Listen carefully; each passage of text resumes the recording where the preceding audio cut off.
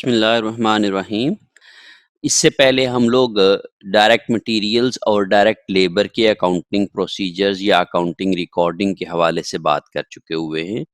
आज हम लोग जो है वो फैक्ट्री ओवरहेड के हवाले से अकाउंटिंग और उसके कंट्रोल प्रोसीजर्स के ऊपर जो है वो कुछ डिस्कशन स्टार्ट करेंगे। सबसे पहले हम लोग ये समझ लेते हैं कि फैक्ट्री ओवरहेड बेसिकली होते क्या हैं।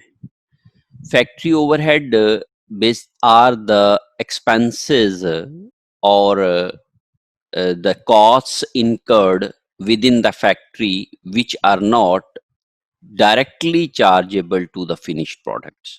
फैक्ट्री ओवरहेड वो तमाम फैक्ट्री कॉस्ट्स होती हैं जो फैक्ट्री के अंदर लगाई जाती हैं, लेकिन वो डायरेक्टली जो है वो फिनिश प्रोडक्ट्स के ऊपर चार्ज नहीं की जा सकती। वो directly traceable to finished products नहीं होती हैं। इस तरह की कॉस्ट को हम लोग फैक्ट्री ओवरहेड कॉस्ट बोलते हैं। फैक्ट्री ओवरहेड के वो तमाम फैक्ट्री के एक्सपेंसेस होते हैं जिसमें हम लोग जो फैक्ट्री के अंदर हम लोग अपनी प्रोडक्ट के ऊपर खर्च करते हैं या अपनी प्रोडक्ट के ऊपर जो है वो कंज्यूम करते हैं, और लेकिन हम लोग उनको प्रोडक्ट के ऊपर डायरेक्टली ट्रेस नहीं कर सकते हैं। हम कैलकुलेट नहीं कर पाते हैं कि प्रोडक्ट के ऊपर किस स्पेसिफिक यूनिट के ऊपर जो है वो कितनी कॉस्ट कौन सी लग रही है। तो इस लिहाज से उस तमाम कॉस्ट को हम लोग फैक्ट्री ओवरहेड में शामिल कर देते हैं। उनको हम लोग चूंकि डायरेक्ट कॉस्ट की कैटेगरी में नहीं लिख सकते हैं, तो इसलिए हम लोग उनको फैक्ट्री ओवरहेड में शामिल कर देते हैं। तो ऐसी तमाम कॉस्ट जो कि फैक्ट्री के अंदर लगती हैं लेकिन वो directly chargeable to finish products नहीं हो सकती हैं, उनको हम लोग फैक्ट्री ओवरहेड कॉस्ट बोलते हैं। Factory overhead are basically the operating costs of factory which are not traced specifically to a unit of a product. और ये चूंकि फैक्ट्री के अंदर लगने वाली ऑपरेटिंग कॉस्ट होती हैं जो कि ऑपरेशंस को चलाने के लिए इस्तेमाल होती हैं, और उनकी एग्जांपल्स जो है वो हम लोग आगे चल के देखते हैं कि कौन-कौन सी एग्जांपल्स हो सकती हैं फैक्ट्री ओवरहेड की। और जब हम लोगों ने कॉस्ट की डिफरेंट कैटेगरीज की बात की थी, तो उस वक़्त भी हम लोगों ने डायरेक्ट और इनडायरेक्ट कॉस्ट की जब हम लोगों ने डिस्कशन की थी, तो उसमें भी हम लोगों ने फैक्ट्री ओवरहेड की कॉस्ट की एग्जांपल्स के ऊपर काफ़ी डिटेल में डिस्कशन की थी।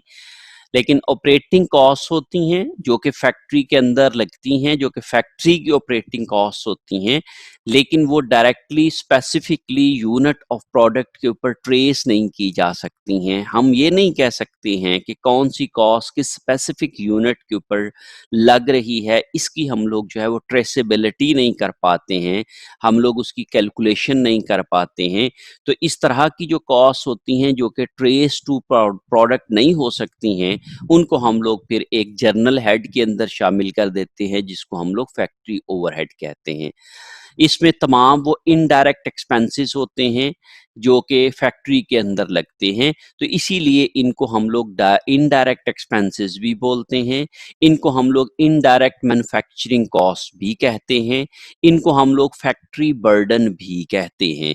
तो ये तमाम नेम्स हैं जो कि हम लोग इनके लिए इस्तेमाल कर सकते हैं, जो कि फैक्ट्री ओवरहेड में जो कि फैक्ट्री की कॉस्ट लग रही होती हैं, जो कि फैक्ट्री के अंदर जितने भी एक्सपेंसेस हो रहे हैं जो कि directly trace to the product नहीं हो सकते हैं या directly charge to the product नहीं हो सकते हैं, उनको हम लोग इनडायरेक्ट एक्सपेंसेस कह सकते हैं। इसके अलावा इनका नाम जो फैक्ट्री ओवरहेड का नाम हो सकता है वो इनडायरेक्ट मैन्युफैक्चरिंग कॉस्ट हो सकता है, या इनडायरेक्ट मैन्युफैक्चरिंग ओवरहेड हो सकता है, या फिर फैक्ट्री बर्डन इसको कहते हैं। और सिंपली अगर हम इसको रेफर कर दे लिखने के वक्त या बोलते वक्त, तो हम लोग इनको सिंपली ओवरहेड भी कह सकते हैं या बर्डन भी कह सकते हैं।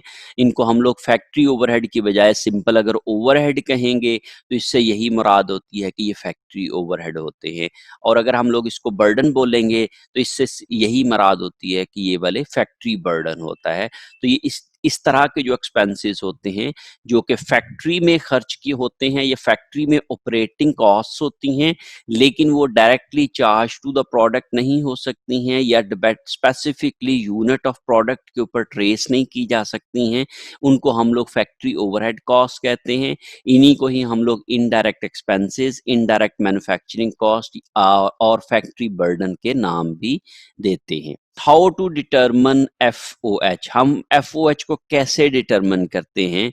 If the expenditure can not be charge to direct material और डायरेक्ट लेबर, अगर कोई भी एक्सपेंस डायरेक्ट मटेरियल और डायरेक्ट लेबर को चार्ज नहीं हो सकता है, तो हम लोग सिंपली वो एफओएच में चार्ज कर देते हैं। अगर कोई भी ऐसा एक्सपेंस है जो हमारा, जो कि फैक्ट्री के अंदर लग रहा है, लेकिन हम लोग उनको डायरेक्ट मटेरियल और डायरेक्ट लेबर को चार्ज नहीं कर पाते हैं या हम लोग उनको उन एक्सपेंसेस में शामिल नहीं कर सकते हैं, तो उस तरह के एक्सपेंस को हम लोग फिर एक तीसरी कैटेगरी में शामिल कर देते हैं, जिनको हम लोग फैक्ट्री ओवरहेड का नाम देते हैं।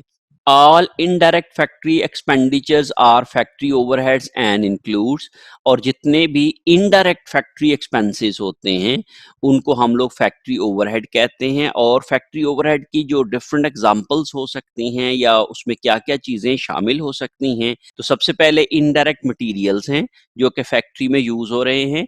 जैसे अगर हम लोग फर्नीचर, वुड फर्नीचर मैन्युफैक्चरिंग की एग्जांपल देते हैं, तो उसके अंदर जो हम लोग एक फर्नीचर को बनाने के लिए नेल्स इस्तेमाल करते हैं या ग्लू इस्तेमाल करते हैं, या आप इस तरह समझ लें कि जो फैक्ट्री के अंदर इक्विपमेंट यूज़ कर रहे हैं, मशीनरी यूज़ कर रहे हैं, तो उसके अंदर उन मशीनरी को देने के लिए जो ऑयल इस्तेमाल करते हैं, लुब्रिकेशंस इस्तेमाल करते हैं, उनको हम लोग फैक्ट्री एक्सपेंसेस या फैक्ट्री एक्सपेंडिचर्स या एफओएच में शामिल कर देते हैं।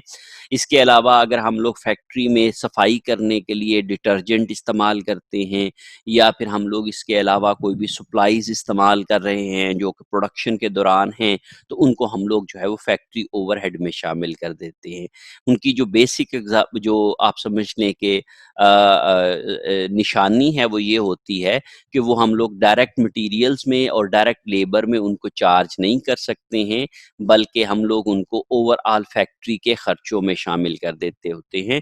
और ये जैसे ग्लू है, तो हम कैलकुलेट नहीं कर पाते हैं, हम इकट्ठा ग्लू इस्तेमाल कर लेते हैं, इकट्ठा फैक्ट्री में ले जाते हैं और फर्नीचर बनाते हुए हम लोग स्पेसिफिकली कुर्सी को कितना हम लोगों ने ग्लू इस्तेमाल किया है, या हम लोगों ने स्पेसिफिकली एक कुर्सी के ऊपर कितने नेल्स इस्तेमाल किए हैं, ये हम लोग कैलकुलेट कर सकते हैं, लेकिन इसके लिए बहुत ज़्यादा एफर्ट करना पड़ेगी हमें। बहुत माइनॉरिटी में जाके, मिन्यूट जाके जो है वो कैलकुलेशंस करना पड़ेंगी।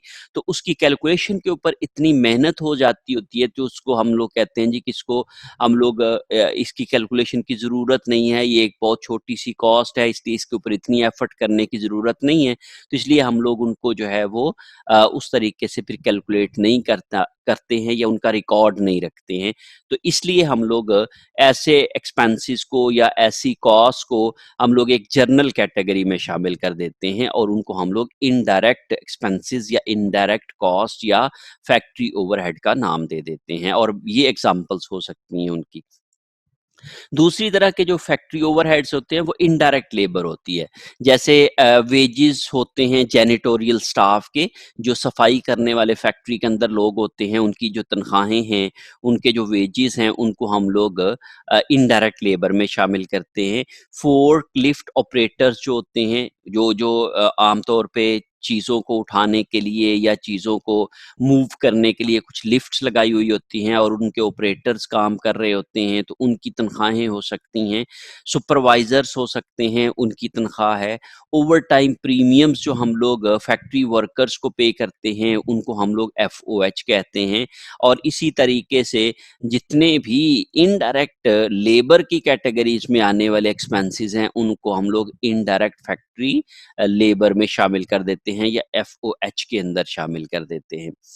All other indirect manufacturing expenses such as insurance, property taxes, depreciation on factory building and equipment, ये तमाम के तमाम expenses जो हैं वो फैक्ट्री ओवरहेड में शामिल हो जाते हैं। आप समझ लें कि इसकी जनरल अगर हम लोगों ने एक क्राइटेरिया अगर हम लोगों ने बनाना है तो हम ये कहते हैं कि अगर कोई ऐसी कॉस्ट है जो कि फैक्ट्री में लग रही है लेकिन वो डायरेक्ट मटेरियल और डायरेक्ट लेबर में शामिल नहीं हो सकती है, तो फिर हम लोग उसको तीसरी कैटेगरी में इनडायरेक्ट कॉस्ट के तौर पे फैक्ट्री ओवरहेड में शामिल कर देते हैं। ये इसका सिंपल सा क्राइटेरिया है जब हम लोग इसको लिखने की या कैलकुलेट करने की या हम लोग इसकी रिकॉर्डिंग करने की बात करेंगे। तो सो all the factory costs which cannot be the part of direct materials and direct labor, they are factory overheads, और उनकी ये सारी की सारी एग्जाम्पल्स हैं जो कि हम लोगों ने यहाँ पे डिस्कस की है। जब हम लोग फैक्ट्री ओवरहेड की अकाउंटिंग की बात करते हैं तो दिस इज द प्रोसीजर और the steps of factory overhead accounting. सबसे पहला काम जो हम करते हैं वो हम आइडेंटिफाई करते हैं कॉस्ट बिहेवियर को एक ओवरहेड के कॉस्ट के। ओवरहेड कॉस्ट के कॉस्ट बिहेवियर को हम लोग आइडेंटिफाई करते हैं कि what is the behaviour of the cost. Behaviour of the cost के पॉइंट ऑफ व्यू से हम लोग डिटेल में इसको आगे चल के डिस्कस करते हैं। तो behaviour of the cost basically क्या होता है कि हम ये देखते हैं कि कॉस्ट जो है वो क्या वेरिएबल है, चेंज हो रही है with the change in production, या फिर प्रोडक्शन चेंज होने से उसके ऊपर कोई इफेक्ट नहीं आ रहा है, तो ये उसका बिहेवियर कहलाता है। तो जब हम लोग ये देखते हैं कि कॉस्ट किस तरीके से बिहेव कर रही है, तो ये सबसे पहले हमें समझने की ज़रूरत होती है जब हम लोग फैक्ट्री ओवरहेड की कैलकुलेशन कर रहे हों या फैक्ट्री ओवरहेड की कॉस्ट को हम लोग आइडेंटिफाई कर रहे हों या फैक्ट्री ओवरहेड कॉस्ट की हम लोग अकाउंटिंग कर रहे हों। तो चूंकि जब हम लोग अकाउंटिंग करते हैं तो हमें उनकी कैलकुलेशंस करना पड़ती है और कैलकुलेशंस करने के लिए हमें उनका कॉस्ट का बिहेवियर मालूम होना चाहिए। तो हम सबसे पहले स्टेप के ऊपर कॉस्ट के बिहेवियर को आइडेंटिफाई करते हैं कि एक बिहेवियर ऑफ द कॉस्ट क्या है, क्या वो वेरिएबल है, क्या वो चेंज हो रही है with the change in production, या वो फिर प्रोडक्शन के चेंज होने से चेंज नहीं हो रही है, या फिर कोई इनकी अदर शक्ल है या कोई अदर उसकी कैटेगरी बन सकती है जिसमें दोनों किस्म की जो करैक्टरिस्टिक्स हैं वो शामिल हों। तो इसलिए हम लोग सबसे पहले कॉस्ट बिहेवियर को सीखेंगे एक फैक्ट्री ओवरहेड या कोई भी कॉस्ट जो है उसका बिहेवियर क्या-क्या हो सकता है। सेकेंडली जब फिर उसके बाद हम लोग बजटिंग ऑफ फैक्ट्री ओवरहेड करते हैं। बजटिंग तब तक हम नहीं कर सकते हैं जब तक हमें उसका कोई ना कोई पैटर्न मालूम नहीं होगा, कोई उसका बिहेवियर मालूम नहीं होगा, क्योंकि अगर हमें बिहेवियर मालूम होगा तो हम उसकी कोई ना कोई फॉर्मूला बना सकेंगे और फॉर्मूला बनाएंगे तो उसकी हम लोग बजटिंग या फोरकास्टिंग कर सकेंगे या एस्टिमेशन कर सकेंगे। So budgeting of the cost is basically assessment or you must say estimating or forecasting of our factory costs। तो फैक्ट्री कॉस्ट को हम लोग फोरकास्ट करते हैं, एस्टिमेट करते हैं फॉर द फ्यूचर पीरियड्स, उसको हम लोग बजटिंग ऑफ फैक्ट्री ओवरहेड कहते हैं। तो सेकंड स्टेप में हम लोग जो है वो फैक्ट्री ओवरहेड कॉस्ट की बजट करते हैं, एस्टिमेट करते हैं, फोरकास्ट करते हैं। फिर तीसरे स्टेप के ऊपर हम लोग एक्यूमुलेटिंग एक्चुअल ओवरहेड कॉस्ट करते हैं। एक तरफ हम लोग एस्टिमेशन कर रहे होते हैं तो दूसरी तरफ हम लोग एक्चुअल फैक्ट्री ओवरहेड को एक्सपेंस कर रहे होते हैं। तो जो हम लोग एक्चुअल फैक्ट्री ओवरहेड एक्सपेंस कर रहे होते हैं उनकी हम लोग एक्यूमुलेशन करते जाते हैं, हम लोग उनको इकट्ठा करते जाते हैं, हम लोग उनको रिकॉर्ड करते जाते हैं, हम उनकी जो है वो कैलकुलेशन करके उनको एक बुक्स ऑफ अकाउंट्स के अंदर उनकी एंट्रीज करते जाते हैं और उनकी जो है वो टोटल कर लेते हैं एक पीरियड के अंदर के कितनी हमारे पास एक्चुअल ओवरहेड खर्च हुए हैं। तो हम लोग तीसरे स्टेप के ऊपर जो है वो एक्चुअल फैक्ट्री ओवरहेड कॉस्ट को कैलकुलेट करते हैं या एक्यूमुलेट करते हैं। फिर उसके बाद हम लोग applying factory overhead estimates to production.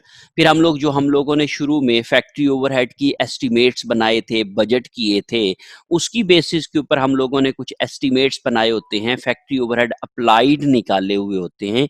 उन फैक्ट्री ओवरहेड अप्लाइड को यूज करके, उन फैक्ट्री ओवरहेड एस्टिमेट्स रेट्स को यूज करके हम लोग प्रोडक्शन के ऊपर फैक्ट्री ओवरहेड की एप्लीकेशन करते हैं।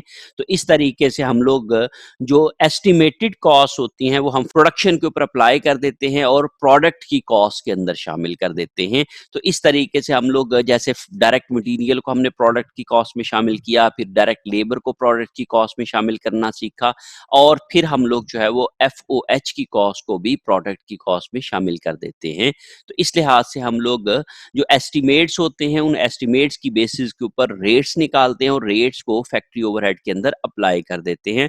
और समझ लें कि इस स्टेज के ऊपर हम एफओएच अप्लाइड कैलकुलेट करना और एफओएच अप्लाइड को प्रोडक्शन के ऊपर चार्ज करना जो है वो हम सीखेंगे। तो ये चौथा स्टेप होता है एफओएच की अकाउंटिंग के पॉइंट ऑफ व्यू से।